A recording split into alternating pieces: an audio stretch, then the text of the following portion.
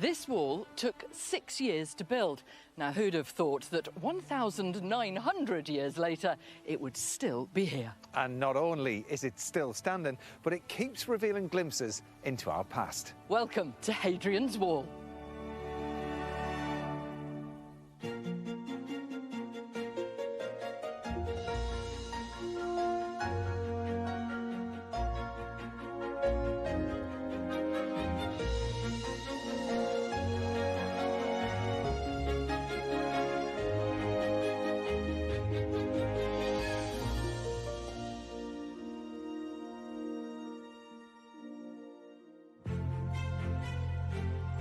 Running 73 miles from the Solway Firth in Cumbria to Wallsend on the River Tyne, Hadrian's Wall takes in some of the most awe-inspiring landscapes in England.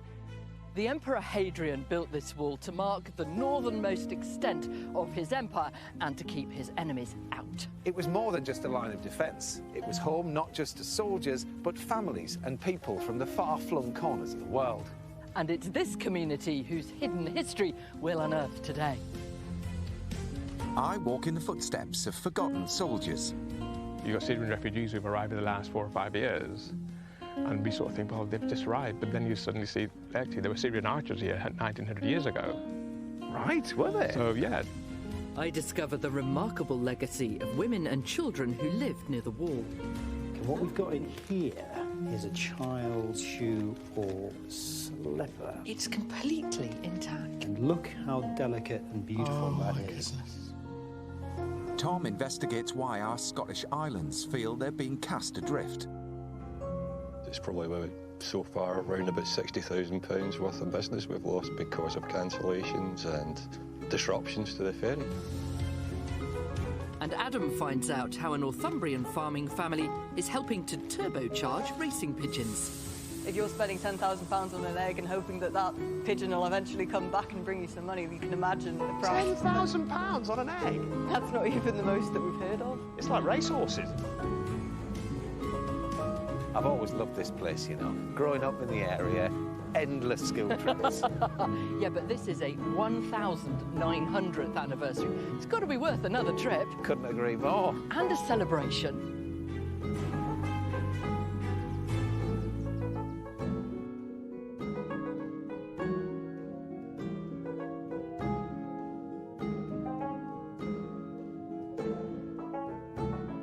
About halfway along Hadrian's Wall to where it crosses the moors just above the Tyne Gap. Now, only about a mile from here lies one of Britain's archaeological gems. The Roman fort of Vindolanda. Dating back to before the wall was built, the settlement unearthed at Vindolanda is extensive, covering around 20 hectares. The excavations here have hugely expanded our knowledge of life in Roman Britain. Professional archaeologists first came to Vindolanda in the 1930s. Dr. Andrew Burley is the current director of excavations on site and the third generation of his family to dig here. So is this a fort? This is actually the town outside the walls of the fort, which is down there. We're walking on the high street, Charlotte. 2,000 years ago, this is the little market town, which you find outside most Roman forts. You've got a town like the one we're standing in here, which is 2 or 3 times the size, the footprint of the fort. So if you have 600 soldiers as a strength of a garrison in there, you've got an extra couple of thousand people living out here. A higher density population rurally than you have today. So this, actually, this village, does that stretch that way then? It goes under the trees, under the car park, into the field, beyond, both sides of the road, almost as far as the eye can see. It's so big. It's a big space. Which explains why you've still got people working here. We do. This picture was taken in 1967, just a few years before large-scale excavation work began. The size of the community unearthed is truly impressive. So we've got a 2nd century street, and here it is, the cobbled roads, barrack walls. But 3/4 of Vindolanda still lies hidden. We do have a lot of Roman remains around the country. What makes this special? Well, yeah, you're right. Roman Britain's incredibly rich, but what's special about this is two things, really. First is we can actually get at it. There's not a modern city on top, which is really helpful. But the second thing is that earlier material has been preserved, sealed in anaerobic oxygen-free deposits. Because there's no air down there, things that would normally rot away entirely up here are preserved 2,000 years later. Clothing, shoes, incredible bits of wood, writing tablets, Roman letters about the size of postcards, incredibly thin and fragile. All of this stuff survives down there and under our feet.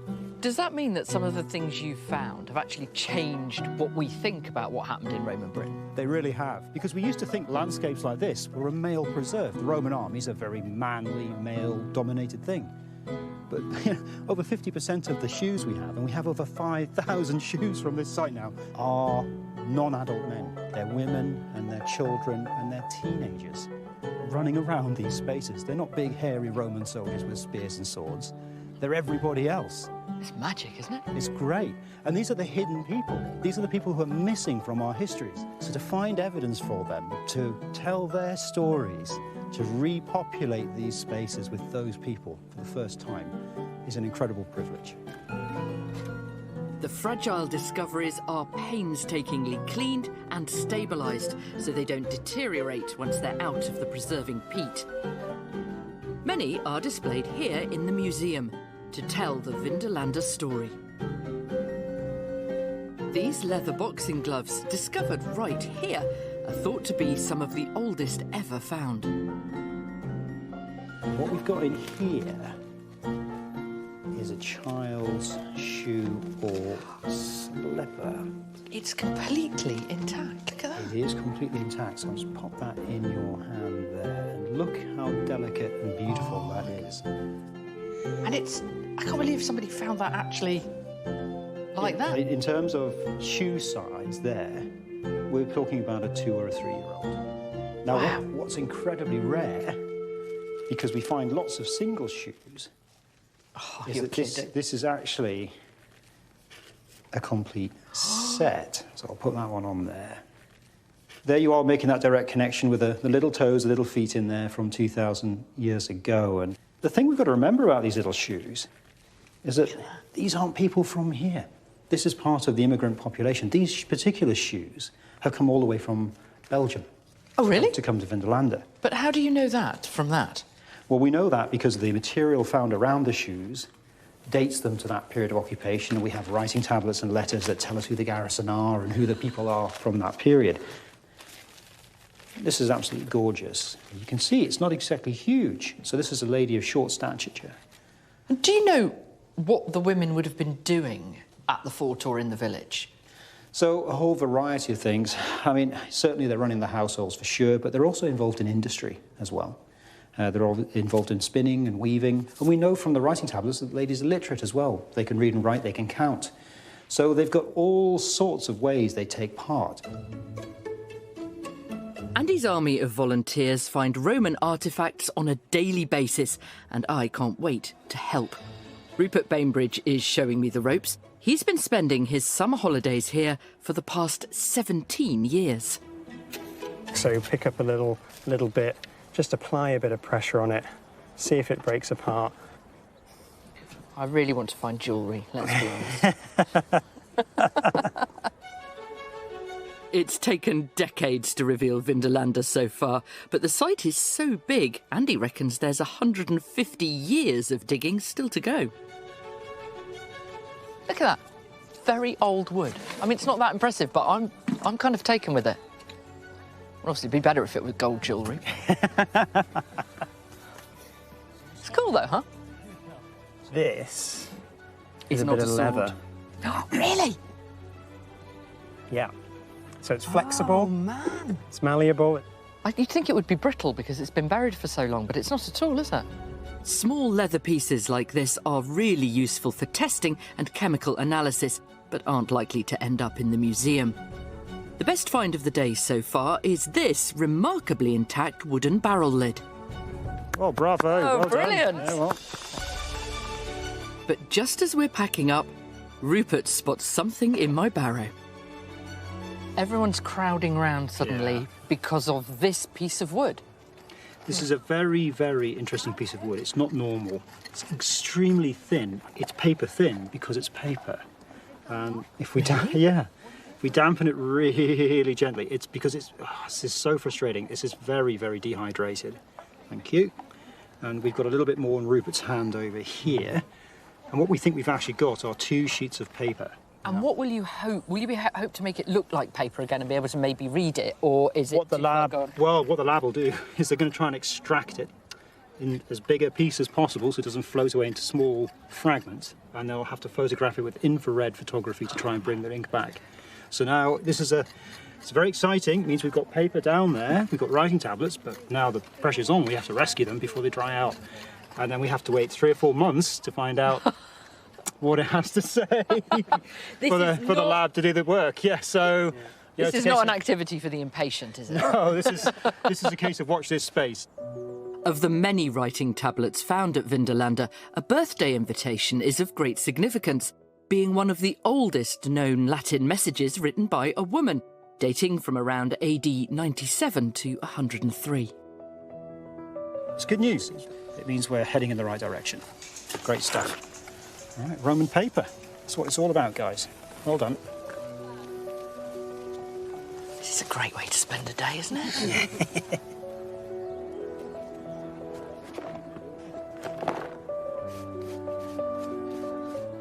It's just incredible having history in your hands. A piece of paper, hopefully written on by a Roman, even my deeply unimpressive bit of wood, last touched by someone 2,000 years ago.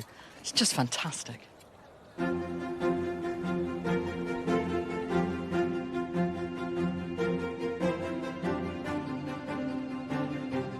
Now, millions of people use Scotland's ferry services every year.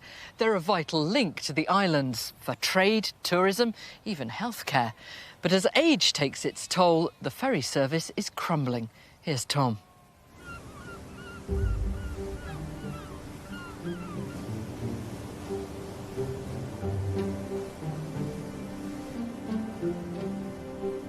It's a summer of travel chaos across Britain. From train strikes to flight cancellations and miles of gridlock at Dover.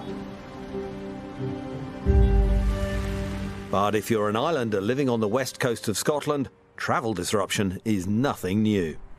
More ferry woes for Calmac. Sailings between Uig, Tarbert and Loch Maddie have been cancelled. And another day of disruption in Arran after the island's main ferry was taken out of action. I'm in danger of swimming or crying if I don't, because this is my young brother's wedding. Caledonian McBrain, or Calmac, runs the only public ferry service here. Owned by the Scottish Government, that service is floundering, and it's hitting islanders hard. They feel that they can't get to a hospital appointment when they need to, they can't visit family when they need to. They may be stuck on the mainland for 3-4 days, having to stay in Oban, pay for accommodation, pay for meals. We need a better service. We need a first world service and not a third world service. Calmac's fleet of 35 ferries sail to 26 Scottish islands. And they are vital. Last year, nearly 4 million passengers sailed on them. But this year, almost 7,000 journeys across all routes have been cancelled. The big issue?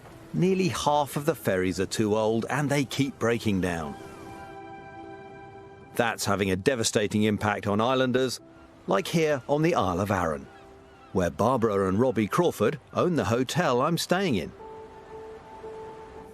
Hello. Good morning, how are you? Yeah, very well, thank you. Tom Heat, checking in. Ah, right, good to have you. Arran is the largest island in the Firth of Clyde. Generations of the Crawford family have run this hotel for nearly 70 years. Walking out your door and you've got the hills, you've got the mountains, you've got the beaches. It's a really lovely place to live. It's got everything that Scotland has. That's why they call it Scotland in miniature. Tourism is the beating heart of Arran all year round, creating a third of the jobs on the island. If tourists can't get here, businesses lose big. The worst time was February when the service wasn't great. Every weekend it was cancelled, unfortunately, which meant our customers couldn't get here. What we've lost, it's probably about, so far, around about £60,000 worth of business we've lost because of cancellations and disruptions to the ferry. It's bad for us, but it's really bad for our customers coming here as well.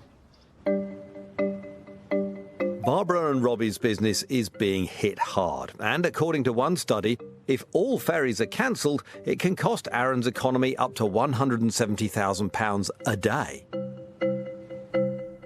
Because it's not just the hotel trade that's suffering from the ferry fiasco. It's the island's groceries too. Claire Reeves runs this village shop, one of just a handful on the island. Most of the island's essentials get here by ferry, with the nearest wholesalers back on the mainland. How often are you finding you've got supply problems? Every day at the moment. Really? Yeah. And how serious can they be? Today we had a situation where we had all sorts of customers in clamouring for milk. Apparently there was no packaged milk on the island. I mean, no milk? It's like kind of one of the real basics, the staples, isn't it? Absolutely, yeah. And that, you know, aside from the local milk, obviously that's brought in daily onto the island. So, yeah, we need a steady and consistent ferry service for those essential items. Can you do anything about that? Well, yes. I mean, I go off on my car and go to the wholesalers myself, but... You do that? Yeah, I have to sometimes, yeah. If we've missed a big supply run from one of our wholesalers, then yeah, we've had to go over and get it ourselves. And I have to pay to replace myself in the shop too, so there's a bottom line impact. How does it affect the kind of your thoughts about the future of the business? If I don't have products to sell and I don't have people to sell them to, yes, that would be an existential threat to our business.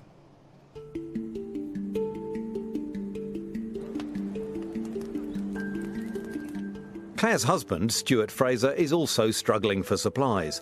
He's been working hard to establish the island's first craft gin company and bar, which he started nearly 5 years ago. Not a bad spot, eh? Cheers.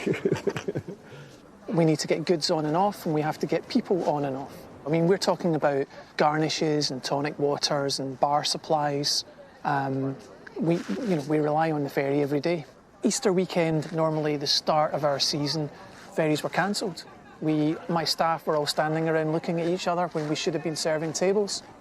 So it's a problem, and if you cannot rely on being busy during the busiest times of the year, where are we? And what would you say to people who are thinking of setting up businesses on the island? I would say don't be put off, but at the same time, we've got to all have our eyes open. It is a beautiful place to live and work and bring up your children. But starting a business from scratch is definitely going to be a challenge. Because of the ferries? Because of the unpredictability of the ferries.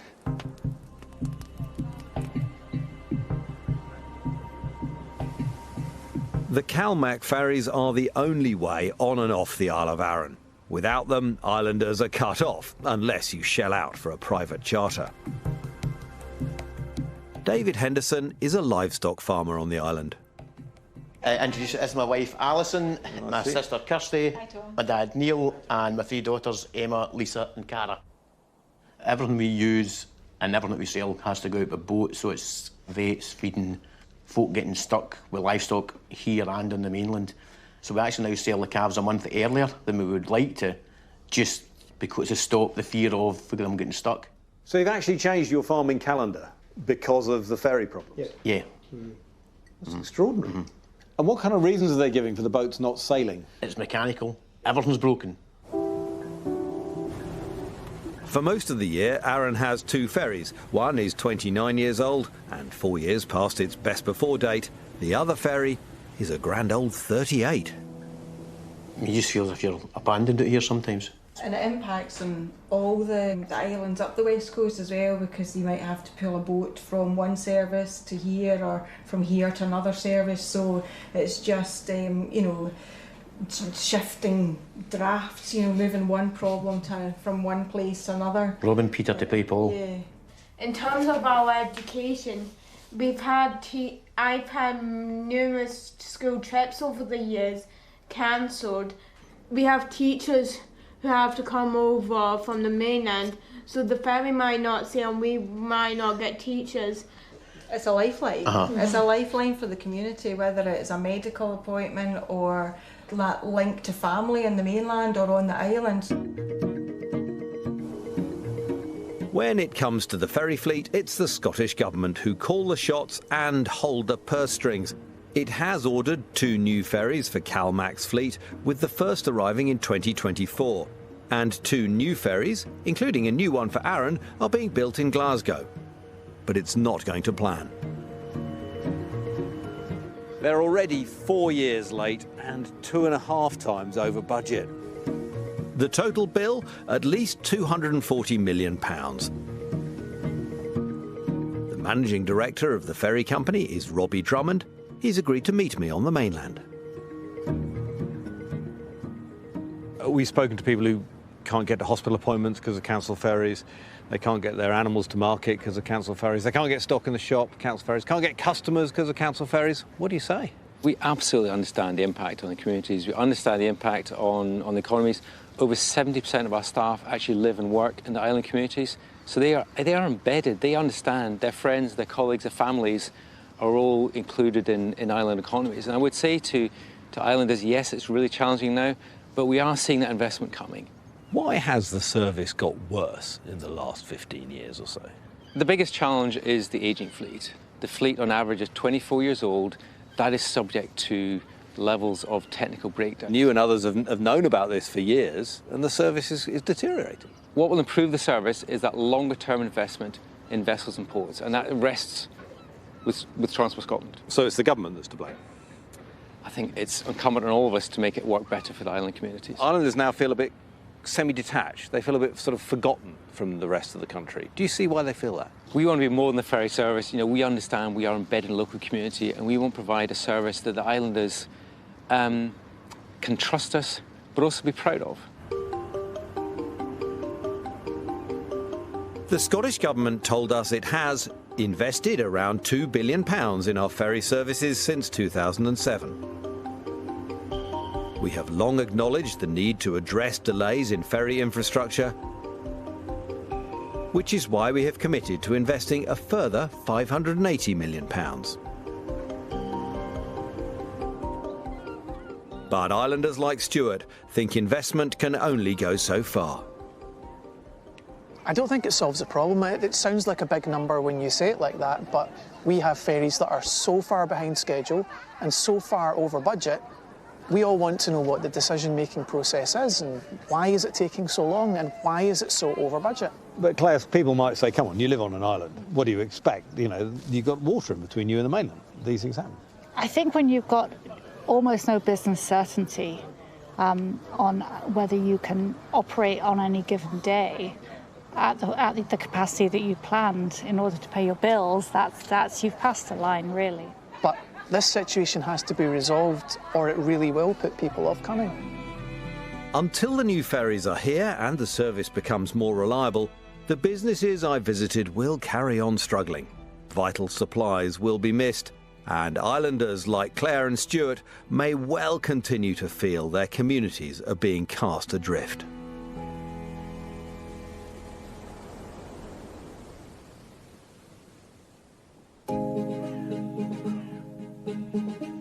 The Emperor Hadrian wasn't the first person, or the last, to build a large wall to keep foreigners out. Marking the northern frontier of his sprawling empire, the wall was designed to stop invasion. To the Romans, anybody who wasn't a citizen of Rome was classed as a barbarian, so anything over there was barbarian land. Ironically, a wall that was designed to keep the Romans and the foreigners apart ended up doing exactly the opposite. It created a multicultural community of people from all across the empire, right here on what today are the borders of northern England.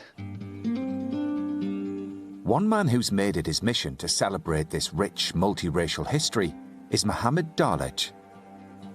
Not only is he a die-hard rambler who's hiked the full 73 miles of Hadrian's Wall, he's also an award-winning equality, diversity and inclusion manager with the Fire and Rescue Service in Cumbria.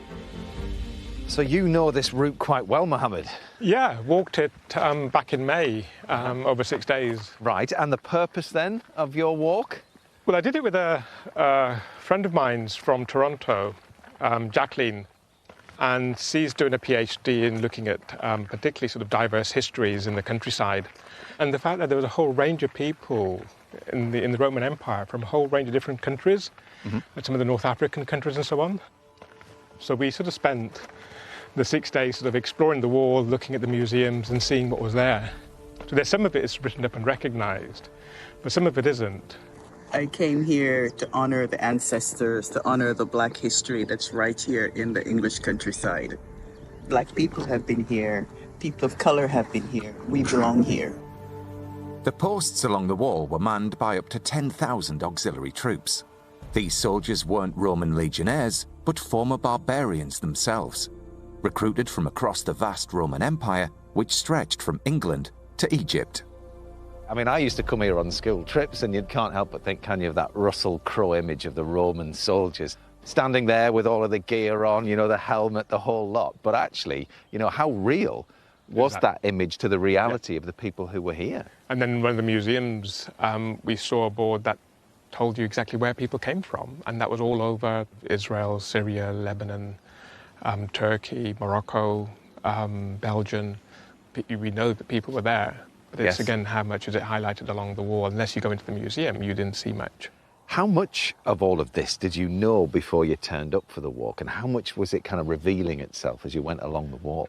One part of it we knew about was at Breath by Sands at the church, where there's a plaque where the first African community in 3 AD was settled there. So we knew that was there. And again, when you think about that first African community in 3 AD in this country, it's sort of like people sort of mind-boggled in terms of that history. So some of the things you think about immediately at the moment is sort of like you've got Syrian refugees who've arrived in the last 4 or 5 years, and we sort of think, well, they've just arrived. But then you suddenly see, actually, there were Syrian archers here 1,900 years ago. Right, were they? So, yeah, so it's sort of like, well, hold on a second, the Syrians were here, have been here since 1,900 years ago. So it's about sort of recognising that history that's been there, and that diverse history that's been there that's really rich, and how do we celebrate that? Syrian archers and African soldiers defending our borders aren't the only hidden histories that you could walk by without realising.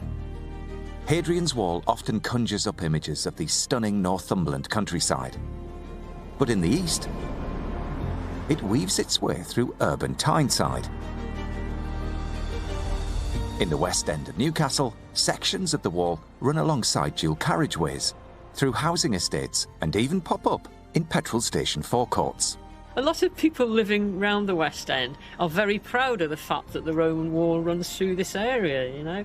I mean, you can see that in, you know, how many people are quite keen to have their gardens dug up. Paula Robinson is one such resident who welcomed a team of archaeologists into her garden. This is the area which was dug up, right across here. But this is the walls of the chambers from where the soldiers, the barracks, where they used to sleep. I'm very proud, really. You know, another life was happening all underneath me, and it's so strange. But the thousands of tourists that walk the official trail each year may never get to see this section. The National Trail largely follows the path of the wall, but here it takes walkers on a detour along the more picturesque River Tyne. Bill Griffiths is chair of the Hadrian's Wall 1900 Festival, and he wants to see this section of the World Heritage Site put in the spotlight. If you're interested in Hadrian's Wall, I would want to walk the exact line of it. I don't want to walk a walk for the sake of it, because I'm not a walker, I'm an archaeologist. I want to see where the wall went. I want to explore that. As part of the festival, we're talking more about Hadrian's Wall on Tyneside generally, and I think that's helping create a push to actually add the urban sections into the trail, maybe a dual route, so you have, for the straight walkers who want to walk a trail fast, you can go by the river, but for those people who really want to follow history, you can go right through the west end of Newcastle.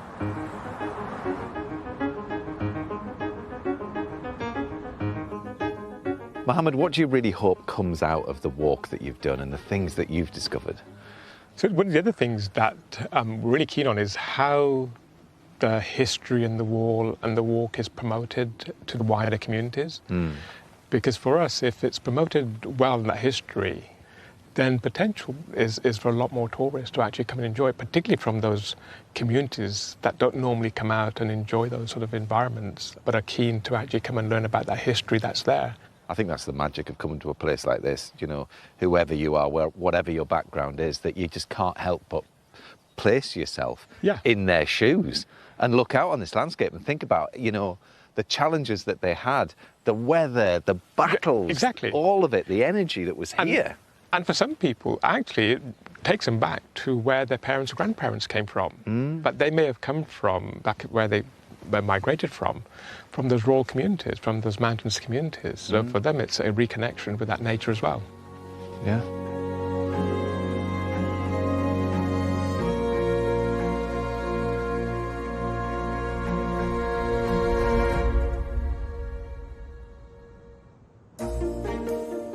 Now we're joining Adam, who's just 40 miles down the road, visiting a farm which specialises in producing power feed for racing birds.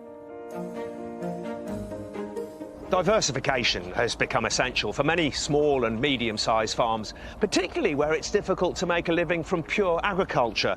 And while many efforts involve tourism, I've come to a farm in Northumberland where they're doing something a little bit different. The Hogg family here at Lavernock Hall Farm near Blythe have branched out from what was once just arable farming. Among their many sidelines, they produce 600 tonnes a year of specialist food for pigeon fanciers. And there are plenty of those in this neck of the woods. Hi, Chris. Hi, Robin. Tell me about this bird food business and pigeon feed. Pigeon feed, yes. How did that all come about? There was an old man asked my dad in the pub to grow some beans for him to feed his pigeons on, and then it's just grown from there over the years. And do you have pigeons yourself? No. No. And how big is the farm? 620 acres. What are you growing? This year we've only got wheat, barley, oats and grass in the ground, and some stewardship wildflower mixes and stuff. And how important is diversification to the farm? Brings in well over 50% of the income of the farmer. So it's essential, really? Yeah. Yeah. Can I take a look around? Yep. Yes, please. Oh, so this is where it all happens? Yeah. Yeah. So take me through the ingredients then. What have you got? We've got some cup maize.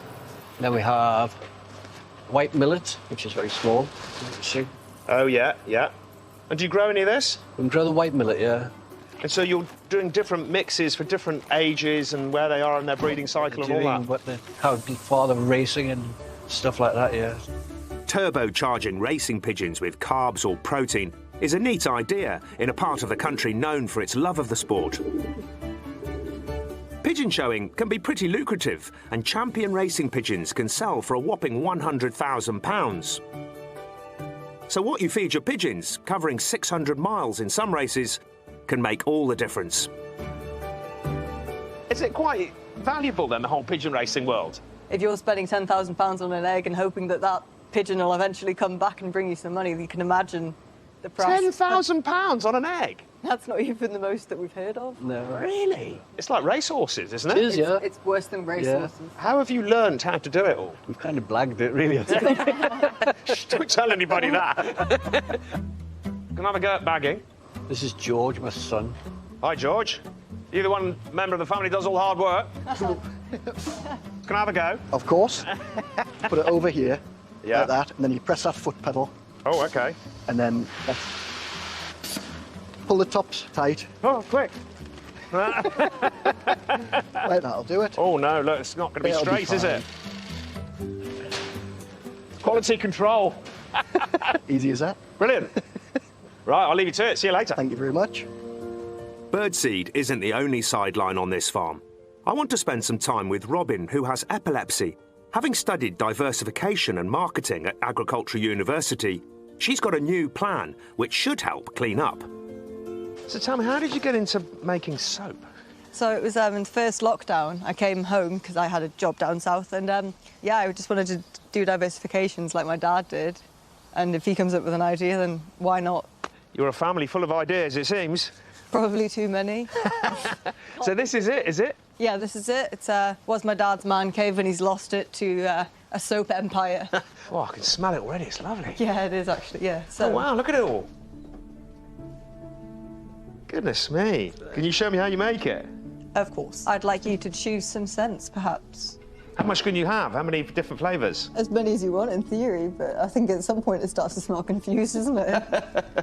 So Pine. I've got pine, mint, and eucalyptus, is it? Pine and eucalyptus go really well together. Not sure about mint, but we'll have a... Give it a go. We'll find out, won't we? Right then, Robin, take me through the process. OK, well, the next bit's the actual dangerous bit, so I've got goggles in prep. Robin adds lye into a bucket of oilseed rape from local farms and a little olive oil.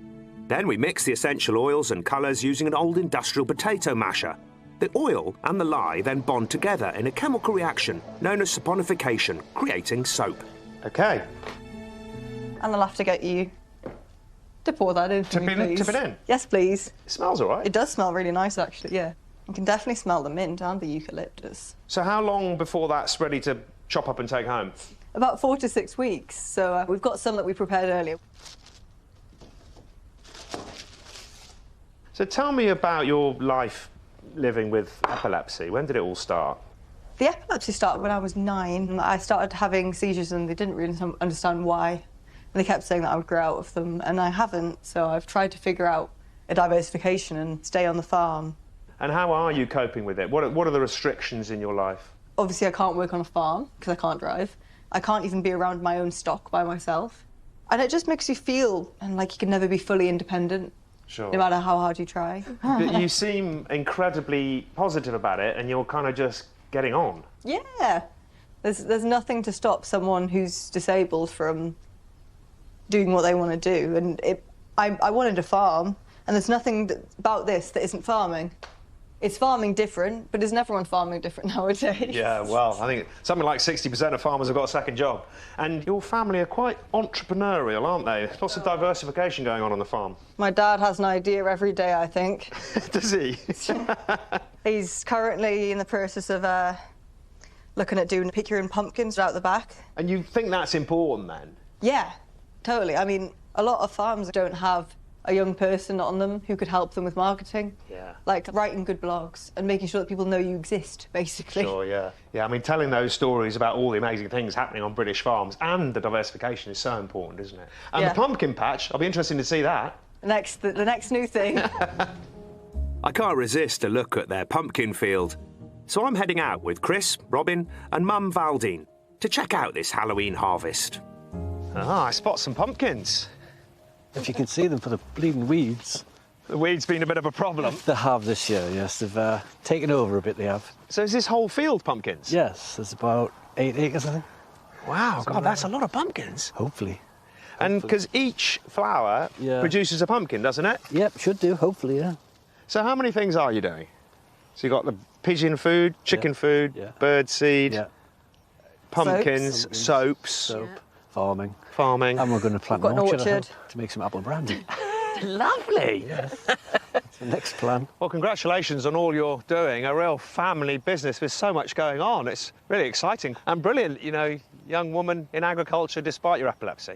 Yeah, well, there's nothing that says that you can't be epileptic and a girl and in agriculture, but there probably should be, but we'll try anyway. Great. Well, don't forget to send me some of that soap if it ever sets. Yep. We'll see.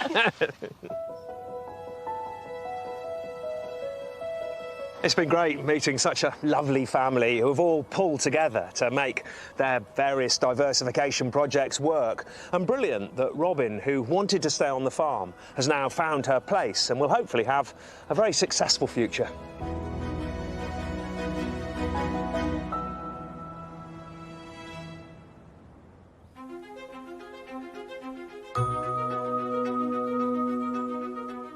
Isn't this beautiful?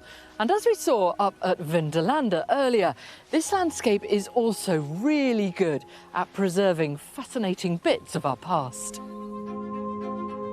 But all that could now be under threat from climate change. I've come along the wall to a second site owned by the Vindolanda Trust. It's a much bigger fort, actually, called Magna. But the treasures here may be lost even before the digging begins. Dr. Gillian Taylor of Teesside University is using analytical chemistry to try to understand what climate change could be doing to this site. It's a lovely field. I'm not seeing a lot of fort. We're actually stood on the fort right now, and if you cast your eyes round, we're stood a little bit higher than everything else around us, and this, all of Magna Fort, is beneath our feet. Because to me, it just looks like a field of sheep. Various different structures are visible, especially from the aerial photography.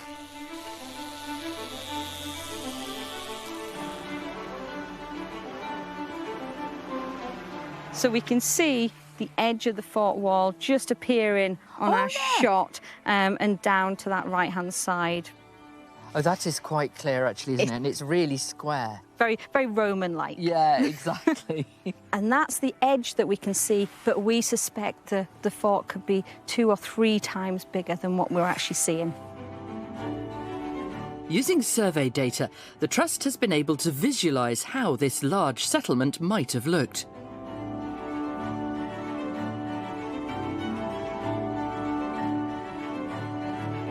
It's all been safely locked away under the preserving peat for centuries. But Gillian is now detecting changes which put all that at risk. We're in a peat bog area, but you'll notice it's very dry. It's not your normal peat bog. There's no spring in it at all, it's really hard. Nothing. So this is highly damaged peatland area. And we can see that because as we walk this way, things are emerging out the ground. And that's because this peat bog is compacting. So if we'd have been here, what, 20 years ago, would we have been on the same level as this mound then? Exactly. No. And in not that long? No. In a rapidly short time, this is dropping very, very fast. As the ground dries, it subsides, exposing this Roman well. If the peat is drying out, then the delicate cornucopia hidden within it could perish. We're looking at conditions here that are very similar to Vindolanda, and if these conditions are changing, so are conditions at Vindolanda. As soon as that chemistry and microbials start changing, the artefacts may start changing. And I suppose that's why you're here, because you're not an archaeologist, you're a scientist. So what are you doing here? What I do is I look at the chemical and microbial markers that are within the peat and across the site to help monitor those changes at the site.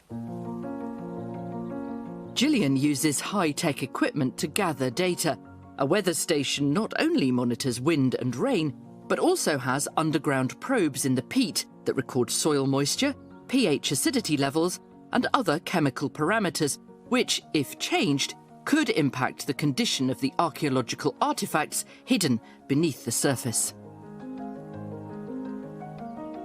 If the oxygen's got in, those artefacts are already deteriorating. Exactly. Once that oxygen is in there, once those conditions change, there's then a race against time to extract those artefacts and find out what's going on underneath. You know, we're now seeing higher daily temperatures. We're now seeing changes right before our eyes.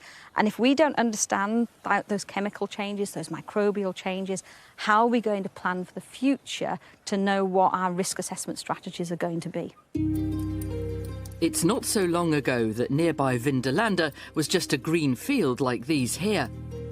Nobody knows what treasures lie beneath Magna or what they might teach us, so protecting the environment they're in is critical. Earlier we were looking at shoes and bits of leather and really well preserved. Yeah, and leather preserves excellent in those anaerobic, low oxygen environments, wet, damp conditions. When we've got drying out conditions, such as these peatlands, that changes the chemistry, which then destroys artefacts such as leather. Gillian set up an experiment to show how quickly the damage occurs. This leather has been untreated. So this is before? This is before. So I've got the softer one here. So bend it, it's malleable. I put these in an acidic solution, which is representative of being in a peat bog for 3 weeks. And it's not that different, is it? Nothing's changed too much. Look at that, yeah. So remarkably well preserved. Still bends it. It's malleable. But then, because we've got changing conditions, as the peat bog changes, we move to a more alkali environment. And I put some leather in then an alkali. And this has only been in there for 3 weeks, but you can instantly see the difference that even 3 weeks being in an alkaline environment has. So it's swelled up, it's degrading. And if that starts to happen with the artefacts in the ground, they won't last. And that's what's happening here. It is. So we're seeing the changing condition in the peatland. We're monitoring, using our weather station, we're monitoring those conditions. We can see those on the surface. We want to know what's happening underneath, because if those conditions start changing dramatically, this is what's going to happen to our leather. Deteriorate. So then, when Andrew and everybody else comes and they're trying to excavate this, they won't be finding anything. It will just be disintegrating. There will be nothing left.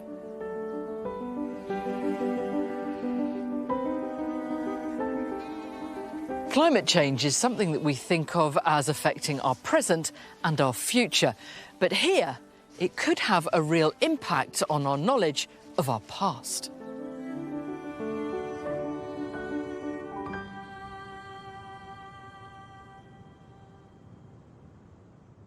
Right, let's talk about the future and, most importantly, the weather. What has this week got in store? Here's the Countryfile forecast.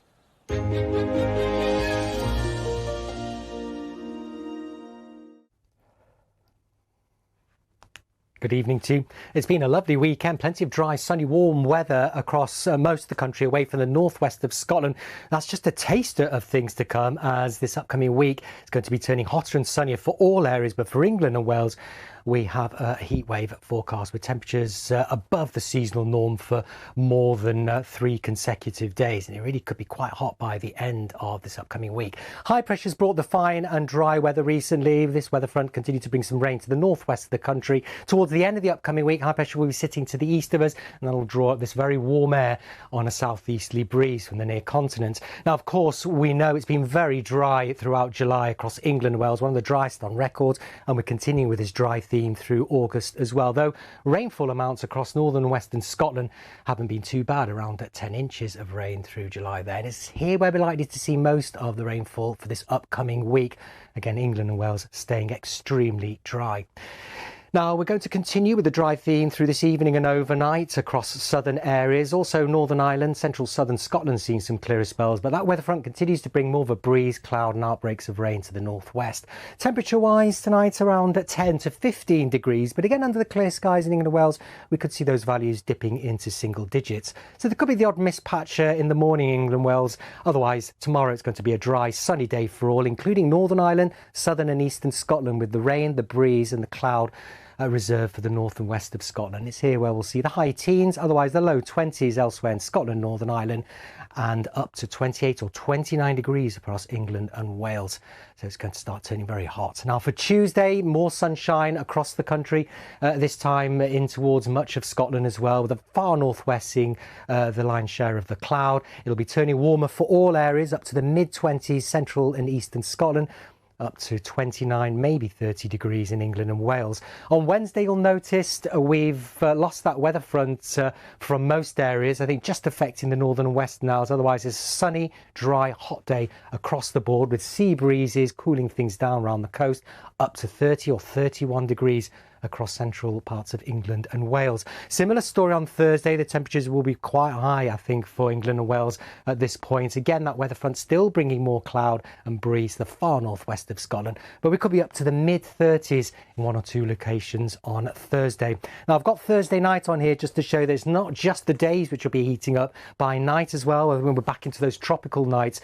The Friday morning, I think values no lower than 19 or 20 degrees in some central and southern areas. So the nights will be warming up throughout this week as well. I think Friday could be one of the peak days of the heat. Dry and sunny for all. Again, sea breezes for many of us, more of a brisk northeasterly breeze for the southeast and through the Channel. Southwesterly winds across the far northwest. We could be up to around 35, maybe even 36 degrees in the hottest spots on Friday. And then as we move into the following weekend, there's just signs of a week low, which could bring the chance of some showers or thunderstorms into southern Britain, but a big question mark on this. It is a long way off. It does look like high pressure is going to keep things dry, sunny and hot into the following weekend. So if you're holidaying in the UK, perfect weather for this upcoming week. Gardeners and farmers, if it's the rain you need, I think we'll be looking at the second half of August. Breezy, cooling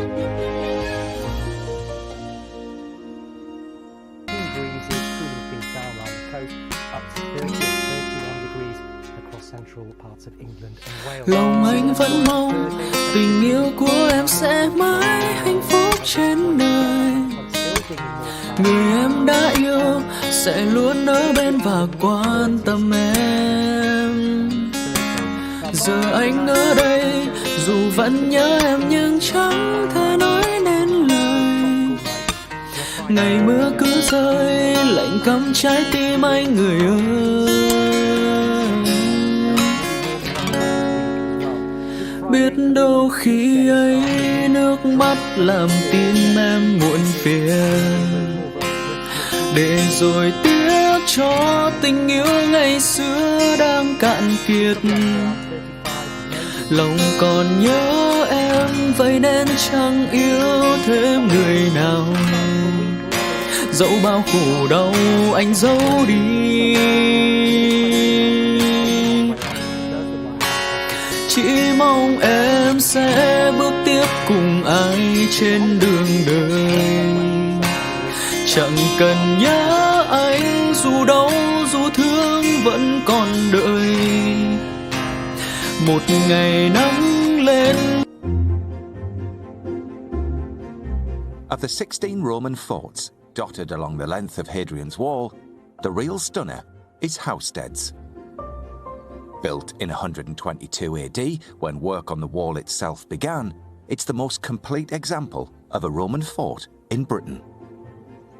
Situated high on this escarpment, the fort would have been a formidable sight for any advancing army. But these days, you're guaranteed a much more colourful welcome. As part of the celebrations marking the 1900th birthday of Hadrian's Wall, English Heritage has commissioned designer Morag Myerscough to create a replica of the fort's original North Gate. It's a truly collaborative effort. It's taken a team of 150 people a year to design the installation and 4 weeks to build it. Morag is renowned for transforming locations with her brightly coloured style. Each of her installations are informed and inspired by the local history and community of their locations.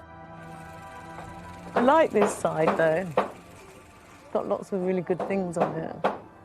I better get back painting those other panels, otherwise your lads are going to get annoyed with me. Her gatehouse is made up of 300 hand-painted panels, displaying patterns influenced by Roman artefacts and words describing local people's feelings about the wall. It will stand exactly where Roman soldiers once stood. Morag, how are you doing? Hello. Oh, goodness me. What an unbelievable creation. It's massive, isn't it? It's to scale though. Yeah. So is it? Is yeah. it? So this is a gatehouse, or what would have been the dimensions? North Gatehouse, and you can see underneath the remains. So it's sitting exactly on the plan of the gatehouse. Oh, right. And so what was the vision then? What was the idea with all of this? I mean, it's beautifully colourful. Everything created on here is by the words, are all by the community. So you just went to loads of different places? So we did workshops. Had chats and, yeah. Yeah, we organised, English Heritage organised different workshop groups, and we just talked to people about what their relationship with the wall was, what they thought about it, and then we recorded all that. So I worked with the poet Ellen Moran, who lives locally. I see. We did them together, and we had fun. We just went with the flow.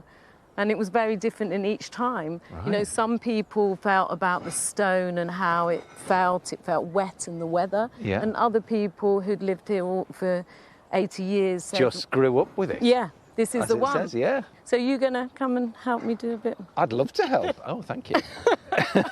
There's no pressure. I don't tell you how to do it. You just go for it. Just put it on there and then we just see what happens. That's it, yeah. Do you want me to go on the inside of the U? If you feel confident enough. Remember, this is going up on that wall. This is the nice thing about it, because it's all hand done. There's a lot of people's personality involved with it, isn't there? The most important thing is the project, the work, this piece of work belongs to the community, is their voices, and it's their message to everybody. One of those who joined the workshops was local resident Emily. With Morag's support, Emily designed and painted her own panel. And she's here today with Mum Sam to witness her handiwork going up on the gatehouse. Well, look who it is. We've got one of the designers here, Emily and Matt. How good to see you. Emily, what's it been like to be part of the design process of this? It was really good. Yeah. We met lots of lovely people. Yeah. And made some new friends. Emily enjoyed all the different colours. Did you? I bet you did, yeah. Yeah. She enjoyed painting her board. She likes houses. Oh. She likes to draw houses. So, Emily, this is your final piece. So that's your house. Your house? The house you draw, yeah? Do you like it? Yeah. What's your favourite colour? Red. The red. We like the red. And you chose a black door, didn't you? Yes, black door. With the black door. Yeah. Well, Emily, I think that's absolutely fantastic. I mean, what a lovely house. Shall we put it up here then? Do you think we should get it up? Yeah. Yeah. Well, I'm here and I've got a drill. You know, if you've got nothing better to do, you might as well. I'll run up there and you tell me if you like the spot. Where we're going to put it, look. I think it's going to go right there. Right. It's your board. Yeah. So we could go somewhere about here. Yeah. Left a bit, right a bit, you tell me. Good. Right a bit. Yeah. And what do you think now? Good. About there? Yeah. Think that's it? Happy? Yep. Right. We're going in. It's putting the drill in, look. Yeah. Yay. Yeah. Congratulations. Well Yay. Thank you. Oh, incredible. Yeah. Let's have a look. Oh, it's perfect, isn't it? Yeah. It's absolutely perfect. It's good. I love it. I love it. I think of all the panels up there, that's my favourite. Thank you to everyone. Thank you. Well, that's going to stay there for a long time. And I tell you what, of all the houses that you've drawn and painted in your time, a lot of people are going to see that one. And the community interaction doesn't stop there. Once finished, members of the public will be able to walk up inside the structure. Let's get into the gatehouse. And stand exactly where Roman soldiers looked out on the wall. Oh. I tell you what, you really do get the feeling of what those gatehouses were like. And this is 4.2 metres high, which is the height of the original wall.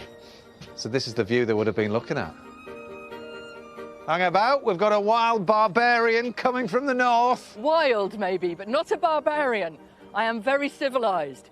I had no idea you'd be up so high. Yeah? It's seriously impressive, isn't it? Yeah. Come on round, there's a lovely staircase you can get up. All right. Is this genuine Roman high-vis, then? Come on up. Wow, I love what you've done with the place. Do you? Where have you been? Should say patiently. Do you want to see what I found? Yeah. Oh, is that a nut of some sort? It is a 2,000-year-old hazelnut. Never. Seriously. So I dug it up at this archaeological dig. Other people are finding the tops of spears or bits of Roman calligraphy. But I found some old wood and that. But still, the last person to touch that or throw it away was a Roman. Isn't that something? So there you are. You can look at the view, eat your hazelnuts. I tell you what, I absolutely that. I tell you what, I love the view. I know. Look at that. Isn't it? It's fantastic. Well, that sadly is all we've got time for now. But let's have a look at next week when Ellie helps out at a wildlife centre. I can't say how helpful I'll be, but put me to work. So it doesn't seem that willing to open its mouth. You can be a little bit pushier. Can I? Yeah. That's quite stressful work. She's a strong, feisty thing, which is what you want to see, right? You don't want them to be lethargic and quiet. It seems quite extraordinary. I don't think we'd ever imagine that this could even be done on a bird's wing. Do you ever get bored of this moment? Absolutely not. Do you know you've made a difference? It was all worth it. Yes! That's next Sunday at 7 p.m, BBC One. Very much looking forward to that. Yeah, do hope you can join us then.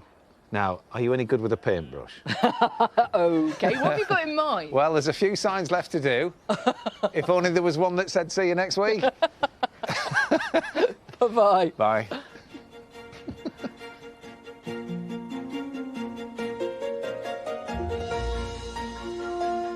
A reminder, Countryfile back over on BBC One next week.